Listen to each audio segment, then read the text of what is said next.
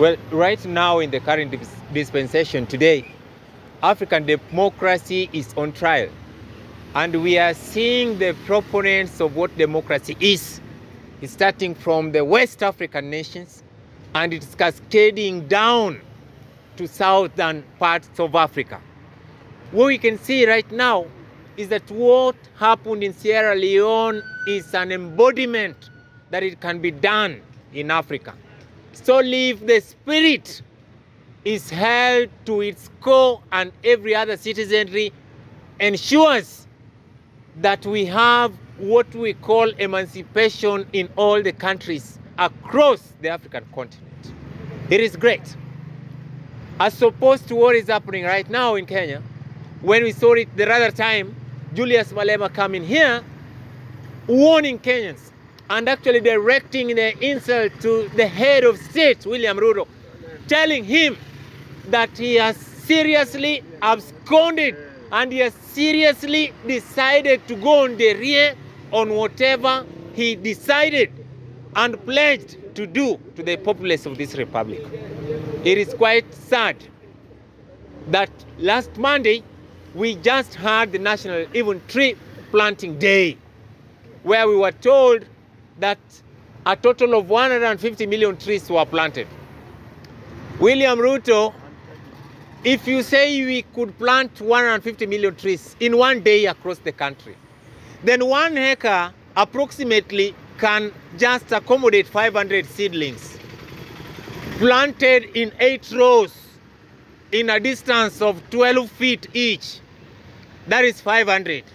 So if you want to tell us that you are able to plant 150 million trees in one day, then the position there is the entire county of Kirinyaga is commensurate enough to have accommodated the number of trees planted on that day.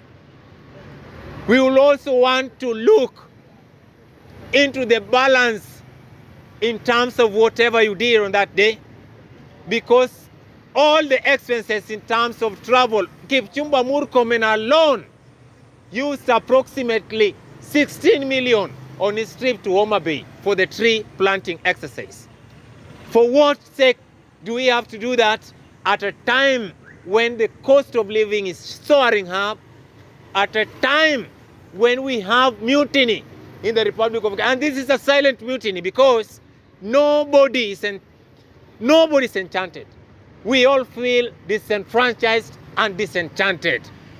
We are saying that as a head of state, you should come up with formula and ways in which you can leverage and ensure that we have a downtrolling in terms of the cost of living. This must be reviewed, and it must start on all aspects and all the facets in our economy. You cannot come up with an economic agenda or an economic formula that cannot be punctuated. You must come up, punctuate this, elaborate this, and ensure that instead you also add an addendum to it to make people understand what is it that you want to bring to our own society called Kenya. For one sheer reason, Raila Amolo Odinga had a press conference less than a week here, and he was really able to categorically state how there's been a very kind of an intention to try and deprive Kenyans of what is called affordability, sustainability, and accessibility of petroleum products in this country. We know very well that Kenya Pipeline is soon going to be closed and it's running back to the docks. Why is Kenya Pipeline going to shut down?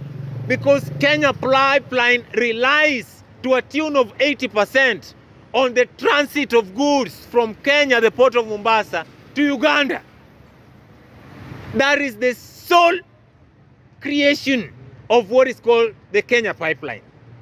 But you have decided ignominiously as the head of state to now stop these people and also stop the former prospects and the former method that was being used before of trying to come up with what is called the open tender.